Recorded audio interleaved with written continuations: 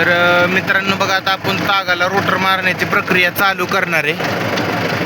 हा बघा आमचा लँड फोर्स कंपनीचा रोटावेटर. ह्याला मागं मी गिअर पेअर माझ्या हिशोबाने ॲडजस्ट केलेली आहे वरची.